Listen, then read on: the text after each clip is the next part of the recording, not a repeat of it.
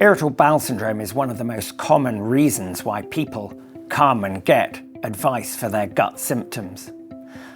Obviously, first of all, it's important to make sure that the diagnosis is correct. We want to exclude any other medical problems like inflammatory bowel disease or stomach ulcers or gallstones or something like that. And often there are a few tests, maybe blood and stool tests, that can be used to screen as to whether people need further investigations to exclude those diagnoses.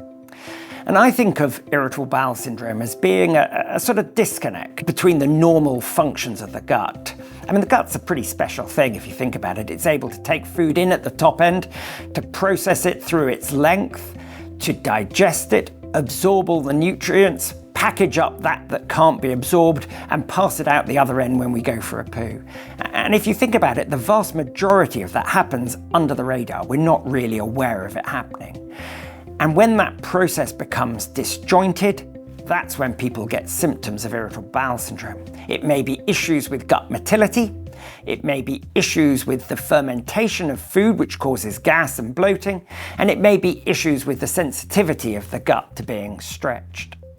There are many lifestyle modifications that you can make that improve symptoms of irritable bowel syndrome, often dietary, and there are some very specific diets that are helpful. Cutting out smoking, reducing the amount of coffee you take, and also considering things like probiotics, healthy bacterial drinks, can also improve the symptoms of IBS. And finally, thinking a little bit about how the stress that's going on in your life can impact your gut symptoms can be very helpful. And that doesn't mean that the symptoms are all in your mind. If you think about it, your gut has a very active nervous system. We all know this. When you're anxious, maybe you've got an exam, you get butterflies in your tummy.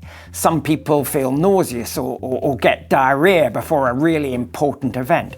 And that's just overactivity of the gut nervous system. And so stress and anxiety of the gut nervous system can cause symptoms of IBS in the same way that they can also have a major impact on your regular nervous system. So thinking a little bit about how you can improve the sort of stress within your gut nervous system can also be a really useful lifestyle modification.